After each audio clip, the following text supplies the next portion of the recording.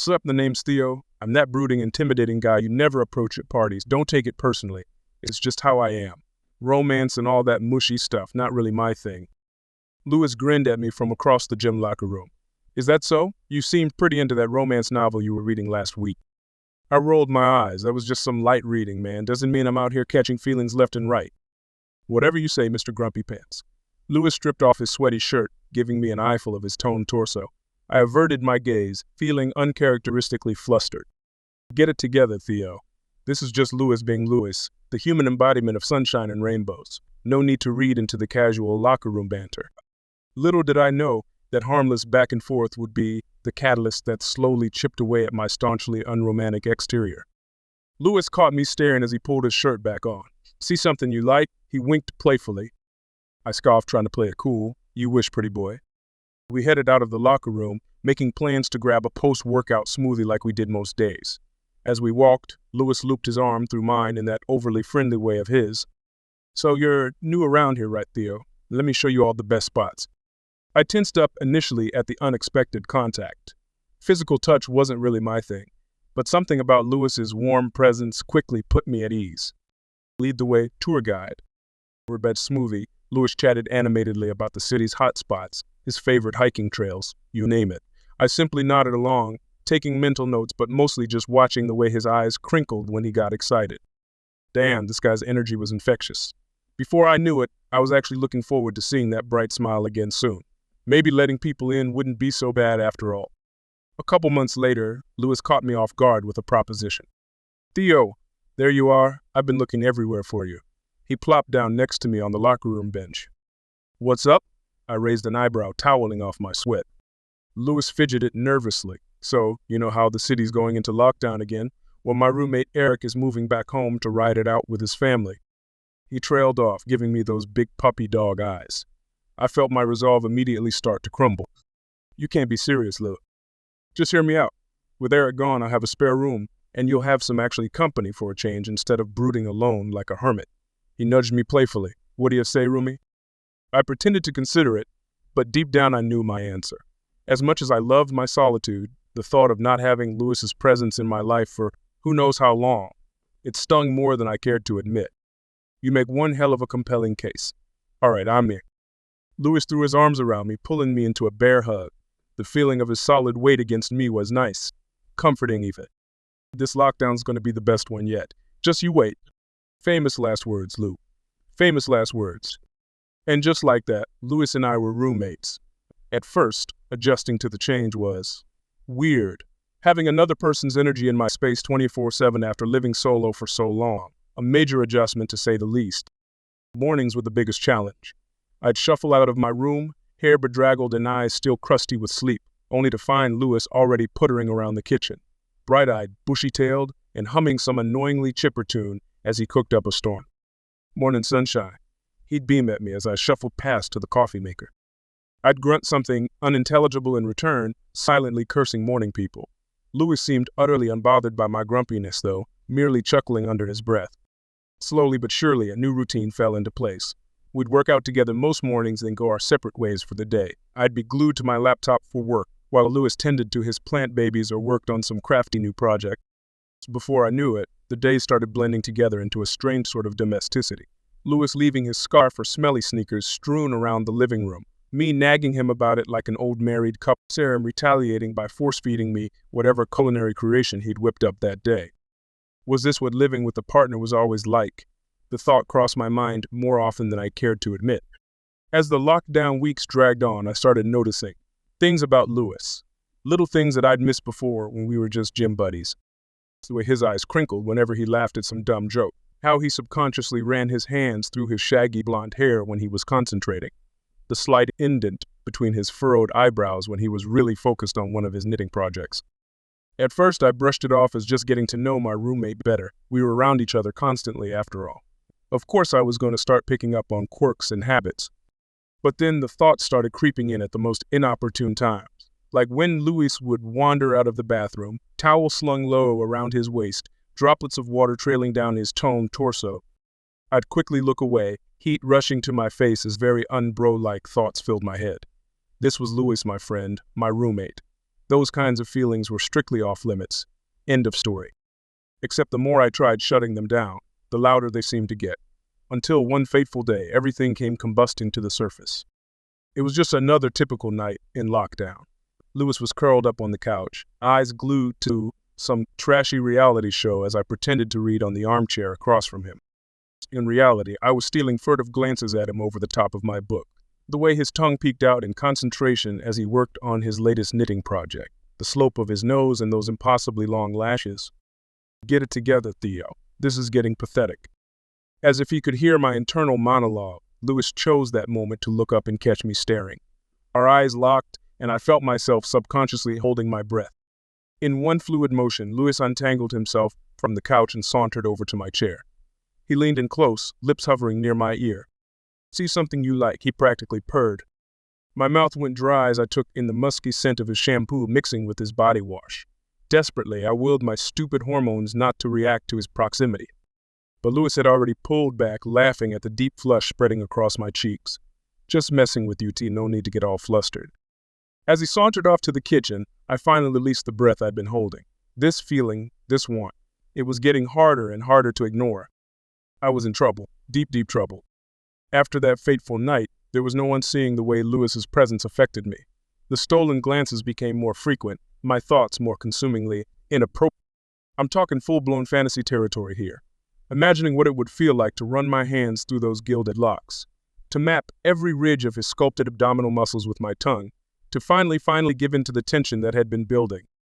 Yeah, it was bad, the kind of intrusive thoughts that made having Louis around almost unbearable some days. Every fleeting touch, every brush of bare skin as we passed in the hall, it all lit my nerves on fire in the worst way. But then he'd do little things that made me think, maybe, just maybe, he felt something too, like nonchalantly stripping off his shirt after a workout, flexing those toned pecs as he reached up to grab a towel from the high shelf he knew I'd be watching from. Or that time he accidentally dropped a pen and bent over slowly, maintaining searing eye contact with me as he retrieved it from the floor. Tell me I'm imagining things, look. Tell me to get my mind out of the gutter. But he never did, and the charged tension between us only continued escalating. I knew it was only a matter of time before one of us combusted. I just hoped I was prepared for the fallout when it finally happened. It all came to a head one night while we were watching a movie together. I can't even remember what was playing. I was way too hyper-aware of Lewis's warm presence beside me on the couch to focus on anything else. I tried getting to the story, I really did. But then Lewis crossed his legs accidentally on purpose, draping his foot over my thigh. The rough pad of his heel grazed against my inner leg, achingly close to my growing situation. My breath hitched as I risked a glance over at him. He was staring resolutely at the TV screen, but there was no mistaking the uptick of his lips into a small, self-satisfied smirk. And that cocky son of a, he knew exactly what he was doing to me. Boldly, I mirrored his movement, letting my leg brush up against his. An unmistakable shiver ran through Lewis's body at the contact. That's when I decided to go for broke. Throwing caution to the wind, I shifted until our faces were mere inches apart. "Is this what you want?" I murmured lowly, holding his intense gaze. "Because I can't keep doing this dance if it doesn't mean anything, love." He said nothing, chest heaving. For a torturous few seconds, I thought he might actually reject me. Then his lips crashed against mine, hot and demanding. The dam finally broke. Our kiss started off hungry, all teeth and tongue, as that pent-up tension finally exploded. Lewis wasted no time climbing into my lap, grinding himself against me shamelessly. "Fuck, Theo," he gasped between searing kisses. "You have no idea how long I've wanted this." I growled deep in my throat, hands roaming greedily over the firm planes of his back, his ass pulling him impossibly closer. His silky hair felt like heaven threading through my fingers. "Then take it," I rasped harshly. "It's all yours, baby." Lewis froze at the endearment, eyes darkening with lust. Then he attacked my mouth with renewed fervor, hands scrabbling at my belt buckle. Things quickly devolved into a blur of shed clothes and tangled limbs. We tumbled to the floor in a messy heap, Lewis already leaving a hot trail of kisses and bites down my chest. Wait, I stilled his wandering hands despite my body screaming in protest. "Are you sure about this? Because once I have you, there's no going back for me." Lewis's reply was to capture my lips in another bruising kiss. "I've never been more sure of anything. Now, shut up and make me yours already." Well, when he puts it that way. I flipped us over in one smooth move, pinning Lewis's wrists above his head. Our eyes locked, heated and full of promise. Your wish is my command, gorgeous. Then I sealed my mouth over his once more, finally, blessedly, taking what was mine. The next morning, I woke up tangled in a sweaty pile of sheets and limbs. Lewis's muscular form draped possessively over me. Dried patches of our combined releases stuck to our abdomens, the musky scent of sex still clinging heavily in the air. I took a moment just to study the gorgeous man using my chest as a pillow, the way his two-cell blonde locks fanned out across my pec, the faint love bites peppering his neck and collarbones that would surely darken into lurid bruises by day's end. He looked utterly debauched, and utterly mine. A slow, satisfied smile tugged at my lips as the memories of last night came rushing back. The passionate, desperate way we'd finally given in and claimed each other after weeks of build-up. How vocal Lewis had been, whimpering and mewling with every roll of my hips. The vice grip of his muscular thighs clenching around my waist as he spilled between us. Yeah, this insatiable side of me was going to take some getting used to, but watching Lewis's face soften in peaceful slumber, I knew there was no going back now, not after tasting what it felt like to have all of him. As if sensing my eyes on him, Lewis began to stir with a sleepy grumble. His unfairly long lashes fluttered open, and our gazes instantly locked. For a beat, there was silence as the heavy tension from last night resurfaced. Then Lewis quirked an infuriatingly smug grin, shattering the heated moment. So was I worth the wait, Romeo? Wordlessly, I grabbed a fistful of his hair and yanked him up for a bruising kiss. You know you were, I growled against his lips. Now simmer and remind me how good you can be. For the next few weeks, Lewis and I were utterly inseparable. We existed in our own private bubble, making up for lost time by christening just about every surface of the apartment. Ourselves waking up entwined in a sweaty knot of bed sheets, exchanging lazy morning kisses before a fresh wave of lust overtook us, stumbling home from a workout, handsy and impatient to get our hands on each other again. Even doing mundane chores like laundry or washing dishes somehow devolved into heavy makeout sessions. Lewis in particular seemed determined to make up for all those weeks of unresolved tension tenfold. He took immense pride in wrecking my normally unshakable self-control with a simple arch of his back or coy look from under those sinful lashes. You're so easy, baby, he'd purr after reducing me to a quivering mess with nothing but a wandering hand on my inner thigh as we watched TV. Moments later, I'd have him pinned beneath me, making him eat those teasing words between breathless keens of pleasure. Our cycles of fiery passion followed by blissful afterglow became our new normal. On the rare moments we resurfaced for air, I started noticing new quirks about my gorgeous bedmate. It's like how Lewis always slept curled into me, head tucked under my chin, even when we were both sweaty and gross. How he got this little crinkle between his brows whenever he was concentrating hard on work, a new knitting pattern, or memorizing every inch of my body with those devilish lips and tongue. Little humanizing details that made my heart stutter unexpectedly. This wasn't just an extended fling brought on by pent-up horniness and forced proximity. Somewhere along the way, I was starting to tumble hard for the man sharing my bed. The real question was, did Lewis feel the same way, or was I just another notch on his bedpost when all was said and done? The holidays were fast approaching, and suddenly the notion of spending them apart from Lewis felt unthinkable. Sure, we'd only been whatever we were for a few weeks, but the thought of not waking up to his warm, solid weight draped over me, plus of not having those sinful lips trailing lazy kisses along my jawline, it made my chest ache in a way I didn't quite understand. So when Lewis broached the subject nonchalantly over breakfast one morning, I knew my answer before he even finished asking. You're really okay with spending the holidays cooped up with just me? His eyes were cautious, searching, like he was afraid I might reject the offer. In lieu of responding, I leaned across the table and caught his lips in a deep, lingering kiss, reveling in the way Lewis instantly melted against me with a soft sigh. When it finally broke apart, I murmured the words against the corner of his mouth. There's no one else I'd rather be trapped with, gorgeous. His breath hitched at the endearment, cheeks flushing prettily. For a second, I could have sworn I saw something more vulnerable shining through those azure depths. But then the moment passed, and that cocksure grin was back in place. Is that so? Lewis purred, slowly pushing back from the table and sauntering toward me. Well, in that case, the next thing I knew, he was straddling my lap, devouring my mouth hungrily. Our breakfast lay forgotten as my hands found their usual place cupping that perfect toned ass. I'll make sure to keep you very thoroughly entertained, baby. Later, peeling Lewis's thoroughly rumpled form off the kitchen floor, a thought struck me. We'd crossed that tenuous line from hookup to something more, evolved into the kind of couple that exchanged heated makeouts over the breakfast table and made cheerful holiday plans. Only one thing left to make it official.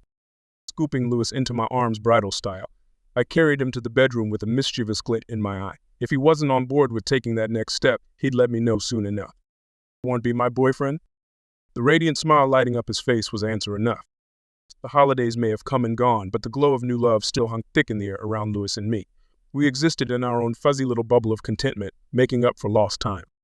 Mornings dawdled with me watching Louis pad around the kitchen, all tousled bedhead and sleepy smiles over his first cup of coffee, trading sticky, sweet kisses and whispered endearments as we slowly untangled ourselves. Some days the hormonal lust would take over and we'd miss breakfast altogether, getting carried away reacquainting ourselves with each other's bodies, mapping out every delicious inch until we finally tumbled from the sheets hours later, sated and ravenous in a different way. Louis would whip up some lavish brunch spread, parading around the kitchen bare-ass save for one of my baggy shirts hanging off his live frame. An absolute dream for any red-blooded male. Not that I'd ever want anyone but him catching an eyeful. In those quiet moments, I'd study the faint love bites dusting his tan skin and feel that same protective surge of possession. This beautiful creature was mine, and I was the luckiest son of a bitch alive. See something you like, Romeo? Louis's teasing lip would break me from my trance. Then I'd abandon the pretense of being a gentleman and yank him flush against me, reveling in his breathless giggles muffled against my lips. Other times, we'd share our rebounded horniness and spend entire days simply basking in each other's presence, curled up on the sofa trading lazy kisses and watching terrible movies at our whim, with no responsibilities to pull us away. My favorite times, though, were when Louis would spread out his latest knitting or crochet project and patiently attempt to teach me, guiding my hands with his while I tried fruitlessly to keep up with the stitches. Who knew true romance could feel so effortless? Sure, Louis and I still had our heated moments, hungry kisses devolving into desperate gropes, ripping at each other's clothes with rising need. But there was a tenderness underlying it all now, too, an intimacy beyond just the physical. It's like the way Louis's touch would linger, fingertips mapping the lines of my shoulders, my chest, simply committing me to memory. Or how, in the afterglow, he'd trace his lips across my salt-dampened skin with devastating softness, just worshipping every inch like I was something precious. And I'd watch him through heavy-lidded eyes, committing his rapturous expression to memory. The flush high on those chiseled cheekbones, bee-stung lips, parted on a breathy sigh of completion. My gorgeous boy looked so undone in those moments, so blissfully, thoroughly mine. I'd pull him closer until our sweat-slick bodies aligned, foreheads touching as we just breathed together, let our racing hearts find their rhythm again as one. Sometimes Louis would absently mouth at the thick tendon in my neck, almost meditative gesture. Other times he'd surprise me with a slow, smoldering kiss that somehow felt even more intimate than anything we'd just done. It was during those quiet interludes that I studied his face like a lovesick fool, cataloging every minute shift of those expressive eyes, the delicate fan of his lashes, the velvety curve of those sinful lips made for sin. "What?" he'd murmur huskily, catching me staring yet again. I'd simply shake my head and pull him impossibly closer, inhaling his comforting scent, the same tangy citrus he favored mixed with our musky arousal. Just drinking in this moment, this profound sense of peace and rightness, as if everything in my life had been leading me straight to Louis's arms all along. All those years spent closing myself off, fearing true intimacy, only to have it quite literally sweep me off my feet when I finally let my guard down.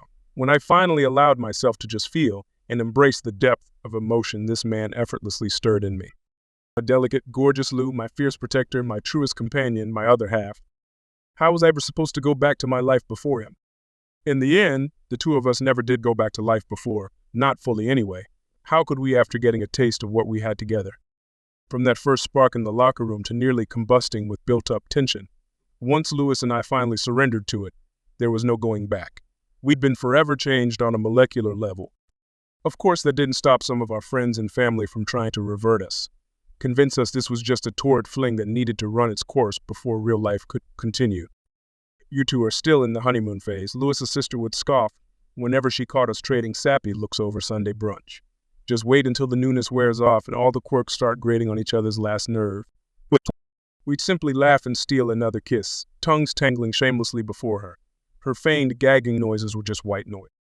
Because that scorching physical heat between us never did wear off, did it? If anything, it only blazed brighter and hotter with each passing month. I'd come home from work some nights to find Louis working up a sweat of his own in the living room, toned body glistening as he flowed through some complicated yoga flow. He'd catch my heated stare from the hallway and slowly, purposefully bend himself in half until that perfect bubble butt was on display. See something you like, Daddy?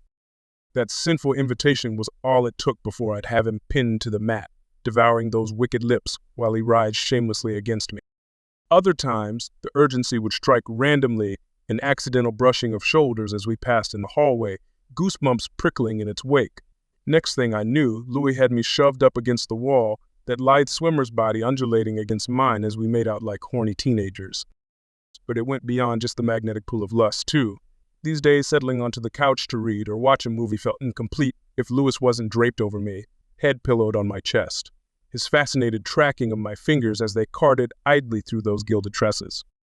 I'd lose entire chunks of time like that, just watching him, admiring how those ridiculous lashes fanned across his cheekbones when he blinked, the thoughtful purse of those sinful lips as he focused on whatever needlework project he currently had going. The deeper we fell into this all-consuming dynamic, the more I studied Louis's micro-expressions, his habits, his tics, committing every detail to memory like a parched man cataloging his last drops of water. Because I knew at long last that this was forever. My life's journey, all those years of loneliness closing myself off, they'd all led me straight to Louis's arms, to the searing connection blazing between us like a supernova. My missing piece, my salvation, my great love of this lifetime. So I drank in every smile, every laugh, every soul-shaking whimper of bliss, while buried to the hilt inside his velvet heat, savoring the privilege of experiencing Louis's radiant passion like a starving man at life's buffet. This crazy electric, once-in-a-lifetime love affair. It was only just beginning.